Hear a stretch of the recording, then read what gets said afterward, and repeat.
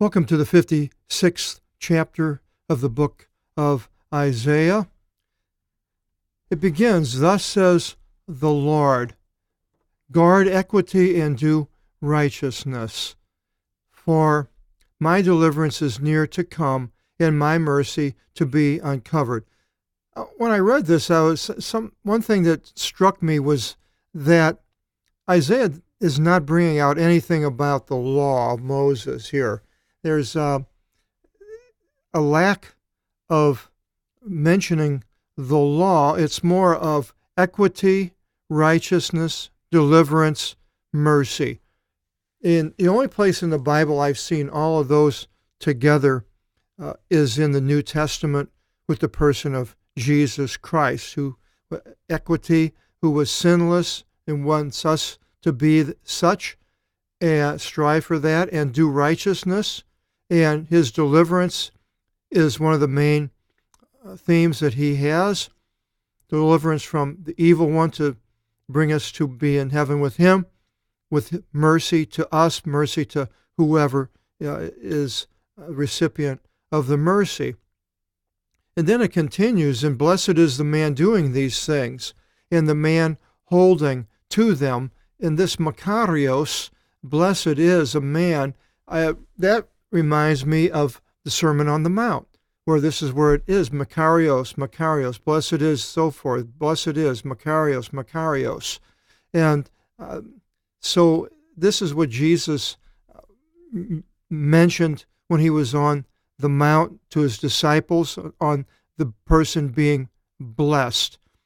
Wasn't blessed by obeying the Mosaic law, but it was being blessed by doing the things from the heart and having mercy. And it was to people that normally they wouldn't consider being a blessed person that was going through a hard time in life, jail, health issues, poverty, family issues, all these different things.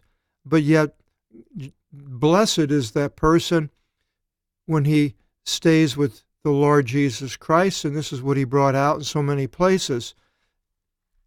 And then it says, "in guarding the Sabbaths, so as to not profane them, and observing his hands, so as to not, do unjustly." I probably shouldn't have called this a Sabbath, and instead called it a heart action, or the doing the right thing. I'm not exactly sure what would have been a better title, but the Sabbath is just part of it, because it says, "and observing his hands so as to not do unjustly." Again, nothing in there about the law, except basically, I guess you could say, well, the Sabbath was the law. With the Sabbaths were not actually instituted until Israel left Egypt. Before that, there was no mention of a Sabbath. What there was a mention of were the seventh day. The seventh day appears right at the beginning of Genesis. It says, "And God completed in the sixth day his works which he did. And he rested on the seventh day from all his works which he did. And God blessed the seventh day and sanctified it. For in it he rested from all his works which God began to do." So this to me is the ideal for a person that's not Jewish, to see that God did rest and he sanctified it. He set it apart, made it holy is the word in the King James. He rested, and so should we rest because God had rested? Well, I leave that up to individuals, but the next place that this seventh day appears is in the Feast of Unleavened Bread, which was set by Moses before the children of sons of Israel left Egypt. And the Lord gave the different feasts to Moses to be announced to the sons of Israel, and one of them was the Feast of Unleavened Bread. And it says, "And the first day shall be called holy." set apart, sanctified. And the seventh day shall be called holy, sanctified, or set apart to you. All servile work shall not be done in them, except as much as is necessary to do for every soul. So here we see the seventh day was called holy, but so was the first. But this was in the Feast of Unleavened Breads. Now, it wasn't until Exodus 16 that the Sabbath was instituted at the time when Israel left Egypt. And it was a rest, basically. It's a Sabbath is a rest. And a person is not to leave their house, it says, but I think what it meant, as it later shows, is that leaving it with a burden, with something to do, to go to work or anything. And then this Sabbath, it was instituted right after the manna appeared, and the people were told not to go out on the seventh day to pick up the manna, but to pick it up, whatever they pick up on the sixth day would be sufficient for the seventh. And then later in Exodus 28 and 10, it was expounded more upon by Moses, and there was to be no work. It was for the Israelites. Now, bond people, servants, and foreigners that were with them. But now, is it apply to someone like myself that is not tied in any way to the Israelites or the Jews? I don't think so personally. I think it was the Sabbath was for the Israelites and for the Jews and in Israel. And we'll get to the at the end of this. I'll show you how I come up to that conclusion. But anyway, Moses relates it to the seventh day that God rested in Genesis. And he mentions the Lord blessed and sanctified the seventh day. And then he expounded further on God did onto Moses on Mount Sinai in Exodus 31, 12 to 18. And it was a sign unto generations, and that is mentioned in Ezekiel 20, 12 and 20. It was to know the Lord sanctifying, the one that sanctifies us, and this is sanctifying and making of yourself separate from the other peoples and the nations that you obey, you sanctify the Sabbath, seventh day. And there was a death sentence to the ones that were profaning the seventh day, and it was actually carried out. It mentions in the one place in the Bible where a man picked up manna on the seventh day. I believe he was stoned. And it's an eternal covenant, it says, with the sons of Israel. I am not a son of Israel. Grafted in maybe from the New Testament, what Paul is saying, yes. Does that mean that I'm required to obey this Sabbath? Well, we'll get to that at the end, and I'll show you what it says. Then in Exodus 35, 2 and 3, it says that not to burn a fire in the house on the day of the Sabbath. Now, I'm not exactly sure what it means by the burning of fire. It may be a Hebrewism of making a fire to cook things on it. Now, if they were freezing, I don't believe it didn't mean you couldn't start a fire to make yourself warm. But later the rabbis expounded on all these things and made them, a lot of these things, more difficult than they were originally intended. Because at the beginning, remember where it says to do the things that were necessary with the seventh day of the feast that was mentioned. And then it's so this not to burn a fire. Well, today we have, if you want to cook something, you have a microwave and you press a button. So it's different today. Then on the Day of Atonement, where the high priest went into the Holy of Holies, that was a Sabbath. It was considered a holy convocation for the Levites, a lifestyle, things to do, and the children of Israel, sons of Israel. The Feast of Trumpets was a Sabbath from evening to evening. And then there was a memorial bread place bread, the showbread, was to be placed on the tables on the day of the Sabbath. That's in Leviticus 24:8. And the seventh year was the Sabbath rest of the land.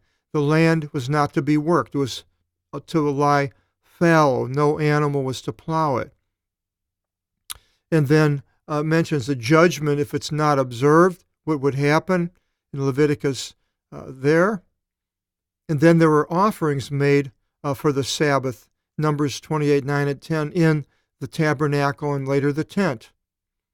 The third commandment in Deuteronomy 5:13 is to remember the servant and to remember the Sabbath. And here is to remember being a servant in the land of Egypt. This is what it was for, to remember. Well, see, I was never a servant in the land of Egypt, neither were my forefathers. They were Dutch and Welsh. And so I don't see where I have a big tie to the Sabbath. Now, I'm not saying the seventh day rest, but the Sabbath. It does have it in the commandments, and I believe in obeying the commandments. And so there we have the crux of the matter. If you're obeying the Ten Commandments and it's the Sabbath, then you should obey the Sabbath. That's what some people would see. And to me, the commandments were given to the children of Israel. The commandment that I've been given by Jesus is to love one another, to love God first, and to love one another. He says, I give you a new commandment. And I believe that the Ten Commandments are valid, but the Sabbath is still for the Jew. Now, I'm sure a lot of people would disagree with what I'm bringing out here, but let's keep on going here. And Jehoiada, the priest, removed Athaliah, the daughter of Jezebel, on the Sabbath and had her put to death in the temple. And the Sabbaths were to be observed during the desolation in Babylon for every the years they would be there, the 70 years for the 70 years that were not the Sabbath land was not allowed to be fallow. Then in Nehemiah 10:31, when the sons of Israel went back to Jerusalem from Babylon, they rebuilt the temple, and the people around the temple that were not Jews brought things to the walls of Jerusalem to sell, and the Jews went outside and bought things, and Nehemiah was against this, came against it vehemently. And profaning the Sabbath, it talks about that. Jerusalem profaned it there in Nehemiah 13:15-22. You can read about it. The Jews in the wilderness profaned the Sabbath. And there gives that location. Again, Jerusalem, Ezekiel, and then the priests profaned the Sabbath, and you can see that there. And the worst thing that was happened on the Sabbath was the slaying of their children, sacrificing to Molech on the Sabbath in Ezekiel 23:38. Now, the Sabbath, observing the Sabbath was a good thing, but if you're wicked, then that nullifies basically your keeping of the Sabbath. You're not really gaining anything. If you're a wicked person and living evilly, then keeping the Sabbath is not going to change your relationship to God any more than a person going to so-called confession and then going back and doing the same thing over and over again, like one person that I knew, and he said, well, I go to confession, I receive the forgiveness of sins, and I go back and commit adultery Monday. So, well, no, confession doesn't nullify. None of these man-made things, even in here, the God's ordinance is going to, your obedience to it is going to overcome or supersede the being wicked. And it mentions that there. Not to show anger on the Sabbath. So that would be showing anger, I suppose, to if you get mad at politics, or you get mad at sports, or you get mad over religion with other people, or you get in arguments and anger over with your family, your spouse. We're not to do that, or you're not to do that on the Sabbath.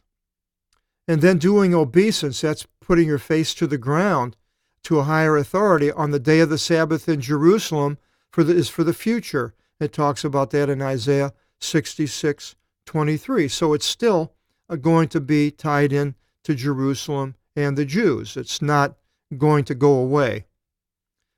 Burdens on the Sabbath, lifting burdens, it talks about that in Jeremiah 17:21 and 27. Not to lift burdens, not to carry the burdens through the gates of Jerusalem, and not to bring burdens from your house, carry them around, and if not, it said Jerusalem would be destroyed if they did these things, against these things. Now the rabbis expanded these, and like in the Mishnah, you can read the Mishnah, there's a lot about it on the Sabbath, and so was carrying your cane or a crutch, is that a burden? And some would say yes. And another one is you can't bring anything forth from your house, but what happens if you open up your window and a person across the walkway or the street opened up his window and you threw something to him? Does that a burden? No, it wouldn't be, but actually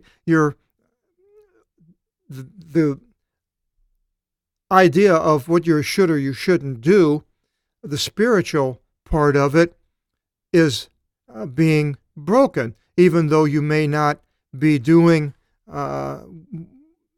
carrying it legally. And therefore, in the same thing, if you are, as we will see with Jesus, if you are doing something good, even though it was might be technically something that was profaning the Sabbath, then that is not, the doing good supersedes the profanation of the Sabbath. In Ezekiel's Jerusalem, in the last 10 chapters, 40 to 50, the sons of Zadok will sanctify the Sabbath. We're told, not the Levites. The sons of Zadok will be doing that. And the gate of the inner courtyard to the east will be open on Sabbaths, and people will go and do obeisance at the east gate of the courtyard. There'll be sacrifices on the Sabbath, and the leader, will be doing a lot of this on the Sabbath. And then finally, false Sabbaths are mentioned in Amos 6:3. Now, what is a false Sabbath? Well, I believe a false Sabbath is somebody that puts the burden of doing something that was not really intended for the Sabbath to be, and making it very difficult. By the time that Jesus came around, the Pharisees were doing this in many places, like in Matthew 12, Mark 2, and Luke 6. Jesus and the disciples were walking on the Sabbath and plucking grain, and the Pharisees came against them, and that they were plucking grain, which was against the prophet, was a profaning the Sabbath. And then Jesus healed, and Jesus, of course, said, "Well, is it illegal to heal on the Sabbath?" You can study that. And then falling into a pit. If an animal fell into the pit, is pulling it out on the Sabbath illegal? And the Pharisees would probably say yes, but the heart action is what's important to God. And the Sabbath was made for man, I believe Jesus said, and not man for the Sabbath. So it's something that's good for man to rest. And Jesus warns the people when the tribulation comes and Israel is attacked, woe to the ones that had to flee on the Sabbath. They'll be running for their lives in profaning the Sabbath. And then he mentions healing on the Sabbath in Luke and in all these different places where he goes into healing on the Sabbath. And then it mentions how the priests violate the Sabbath with their sacrifices on the Sabbath. They work on the Sabbath, and circumcision is on the Sabbath, which is another thing that's a type of action. Then there's a Sabbath journey, which is mentioned, which it gives the location from Jerusalem. And then after, these were all before the church. And then once the church age started, we have the first mention would be in 1 Corinthians 16:2 of the collections on the Sabbath. And so now was this in a synagogue with mainly Jews, or I should have looked it up, but I didn't. So you can check that out yourself and see if that was if it was basically the Jewish people, or if it was to people that were of the nations, or both, if it was a synagogue or a church building of some sort. And then it ends up, the last mention is in Colossians 2:16, 17, judging actions of the Sabbath. And it says, "Let not then anyone judge in food or in drink or in rank of a holiday feast or new moons or Sabbaths, which are a shadow of the things about to be, but the body is of the Christ. So let not anyone judge." So to me, the real problem that people have is not obeying the Sabbath, but judging people that are not Jewish, in that they are made guilty to feel guilty, that if they do something that is not against, is the opposite of what the Jews would do on the Sabbath. And now that's for the people of the nations. And I have been accused of not obeying the Sabbath. And when I was told I was going to hell because I didn't, so I doubt very much if God is going to send me to hell because of the Sabbath.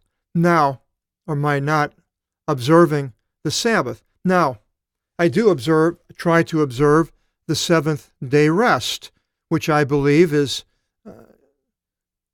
with what God wants to the people that are not Jewish. They're not put into the same rank as far as with a Sabbath, but a seventh day rest. In a seventh day rest, I use the things of the Sabbath, try to do the things that I try not to go outside, take any long trips.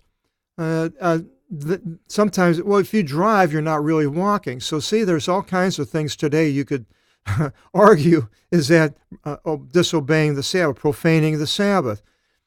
Now, I don't cook, but I could prepare food the day before and press a microwave and warm it up. Is that against the Sabbath? Or I can go to a restaurant. Is that against the Sabbath? So all these different things that on the seventh day rest, I like to not go out and buy things.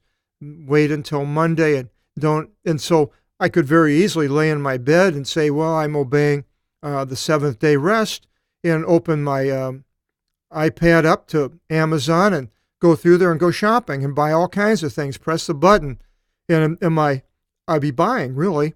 And so it's best not to even, for me, I don't think it's best not to even do that, just to take a rest. And now I like, so I basically spend almost every day going through the Word of God and studying it here for these seminars. So in a way, I take the seventh day and don't even do the seminars and give my brain a rest. So all these things are very interesting on the Sabbath. We pretty well covered it all, I believe. So then it says, so as to not profane them in observing his hands, let not the foreigner say, the one joining to the Lord. Now, joining to the Lord. Now, to the Jews, or is it to the people today, like I'm a foreigner, and I'm joining to the Lord, saying, by separation, the Lord surely will separate me from his people. And so that's basically to me. I'm a foreigner, but he's not separating me. And let not the eunuch say that I am a dry tree. The eunuch. Well, that's an interesting subject, and I did a little research on that.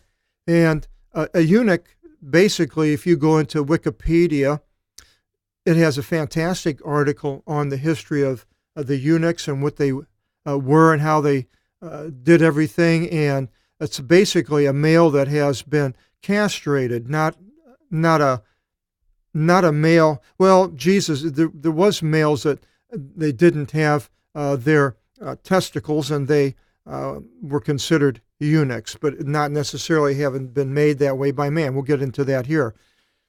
There's two names, Greek words for a eunuch. One is evnukos, which is 2135, a eunuch in English, and a spadon, which is 4680.3, is a castrato. And there's basically the same. The first one of these mentioned was Potiphar, who was the man who was the person that purchased Joseph, who was a high authority under Pharaoh.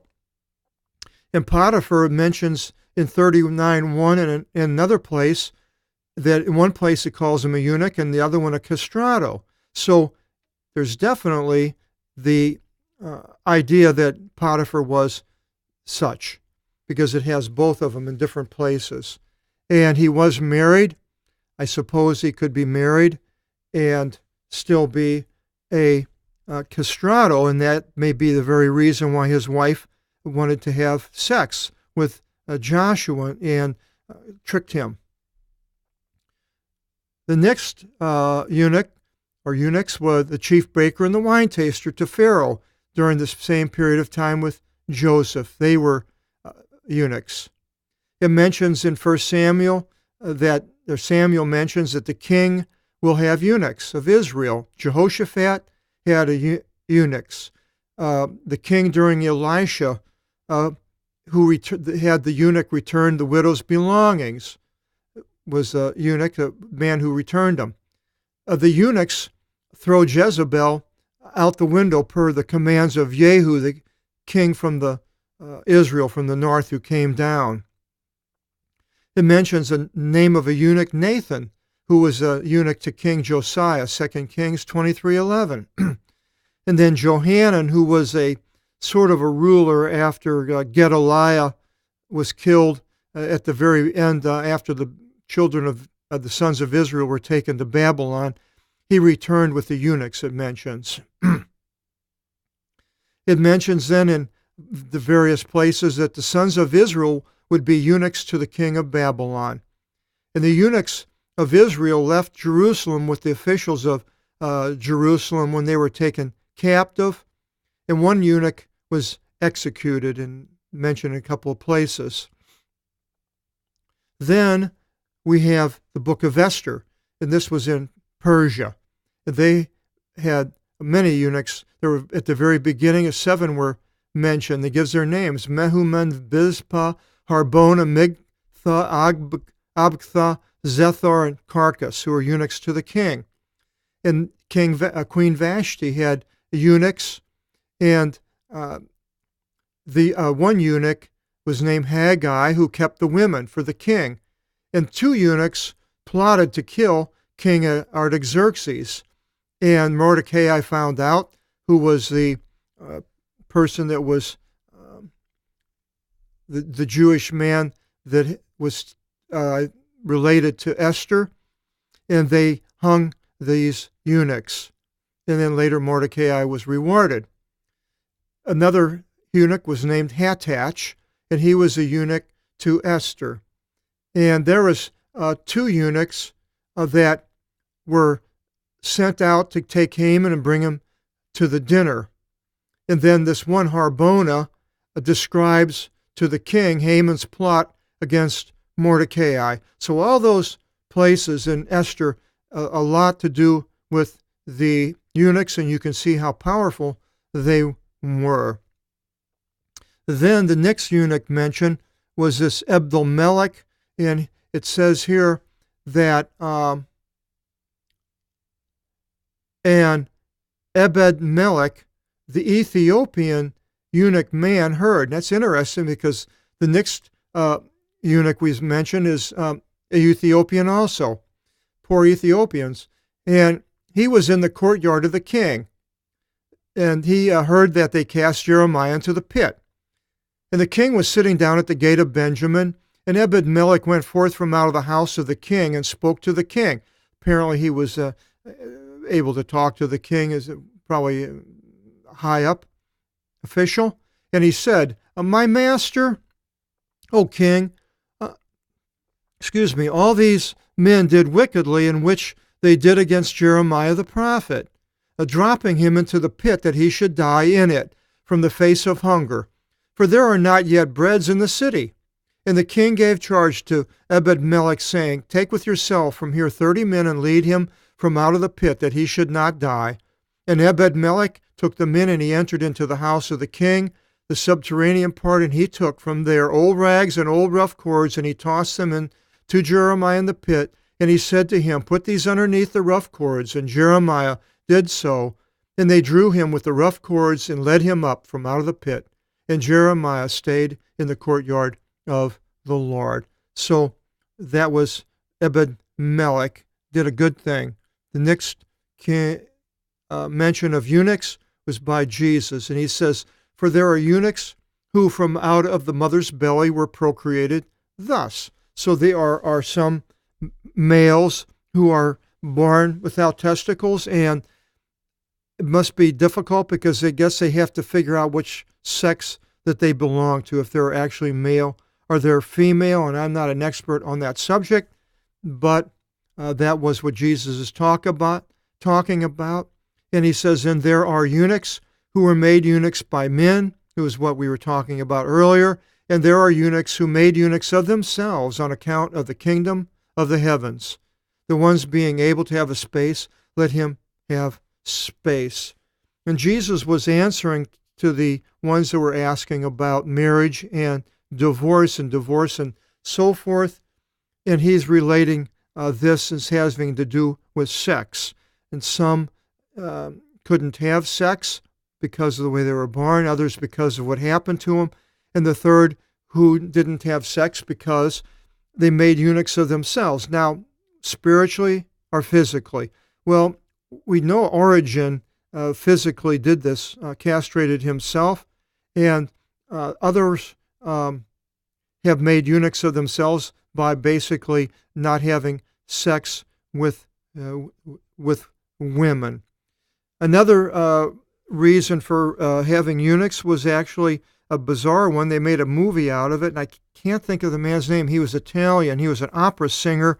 I think he even lived into the 1900s, and he was a beautiful singer when he was a young boy, and his brother castrated him so he would continue having this strong, beautiful voice, and he became famous worldwide and ended up in the courtyard of the courthouse, the court of the king, and they made a movie out of it. It's a very interesting movie. But anyway, now the last mention of the eunuch was, it says, and an angel of the Lord spoke to Philip, saying, rise up and go according to the south unto the way going down from Jerusalem unto Gaza. This is wilderness. And having risen up, he went.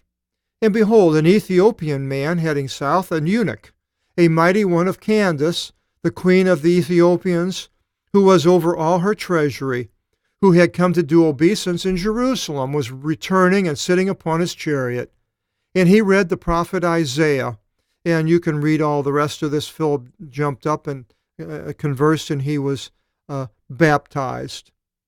So another Ethiopian eunuch. For thus says the Lord to the eunuchs, as many as should keep my Sabbaths, and should choose what I want, and should hold to my covenant, I will give to them in my house and in my wall. Lost it. The link. A famous place, better than sons and daughters, and I believe that's in the New Jerusalem. I will give to them an eternal name, and it shall not cease. And to the foreigners joining to the Lord to serve him and to love the name of the Lord, to be to him for bondmen and bondwomen, myself, and all the ones keeping my Sabbaths, to not profane, and ones holding to my covenant. I will bring them unto my holy mountain, and will gladden them in my house of prayer. So Sabbaths, you'd have a very strong argument that the church is to still observe the Sabbaths. I'm just bringing out all the different possibilities here. I think it's a very interesting thing. Now, if I'm doing all the things of the seventh day, is that the Sabbath? Oh, maybe it is. Anyway, their whole burnt offerings and their sacrifices will be accepted upon my altar. Well, now see, a eunuch, a priest could not be a eunuch or even have one testicle, have any fault, physical blemish. They could not go to the veil, and they could not offer sacrifices on the altar, so that would leave them out. But now it will be accepted, he says. And when is this? And it's got to be in a future time. And he says, for my house shall be called a house of prayer. And Jesus mentions this in Luke 19:46. When they were, I forgot exactly what place. For all the nations, said the Lord, the one gathering the ones having been dispersed of Israel, for I will gather unto a congregation. This call of prayer is when they were selling things in the temple, and he kicked out the people that were the money changers. He said his house was being defiled. Then it switches here into the theme switches to the opposite, to people that are not obeying anything, supposedly, of the things of God. All wild beasts, come. Let all the wild beasts of the forest eat. Now, I'm not exactly sure what he's referring to here, how they will be slaughtered or killed, and basically these animals eat carrion. Dead meat has some type of a judgment against them, could be, he's referring to. He says, see how they all have been blinded. They knew not. All are dumb dogs.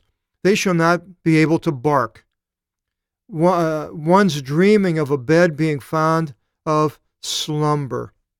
Yes, the impudent dogs, not knowing fullness in the soul. So basically, it's a heart problem of not doing the things of God, even though you may be doing the things of the law.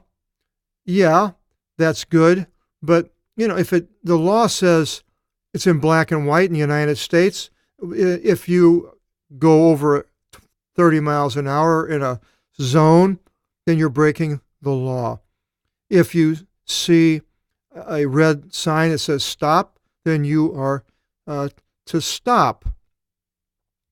But let's see, if you were going down the street and you saw somebody that dropped something and they had a problem, well then you should stop. And the law doesn't say you should do that. That's a heartfelt issue. You know what the right thing to do is, even though it's not in the law. And there may be times when you have to break the law, like taking the animal out of a pit, and because your heart says, well, this is the right thing to do. And if you don't have a heart that does that, then it says that they are wicked, not knowing understanding. All followed after their own ways, each according to his advantage from his uttermost, saying, come, we should take wine and be drunk with wine to intoxication, and tomorrow shall be such a day as such as this, great, rather exceedingly. So they're following after their own ways, and the rabbis made up all these ways, their own ways, in the Mishnah. You can see that. The early church for for 1,000 years, made their own laws of what people could or couldn't do. And then there are churches after the Reformation that have made laws of what people can or can't do. Can't drink wine. Doesn't say that in the Bible. And other laws like that to their own advantage, and so forth. They could write a book on all of these things. But these are this heart problem of being basically having an evil heart is something that is God is coming against. Chapter 57, our next video. Hope you'll join us then, and God bless.